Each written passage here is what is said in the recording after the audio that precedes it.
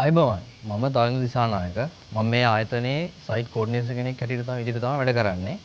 දැන් මම ඔයාලට පෙන්වන්න හදන්නේ අපේ ආයතනයේට කස්ටමර් කෙනෙක්ගෙන් ලැබුණු තා විශේෂ ව්‍යාපෘතියක් සම්බන්ධව.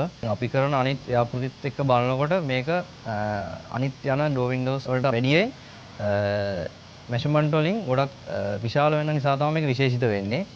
මෙෂර්මන්ට් ගැන කිව්වොත් අඩි 10 12 වගේ යන ස්ලයිඩින් වින්ඩෝ එකක් තමයි මෙතන තියෙන්නේ.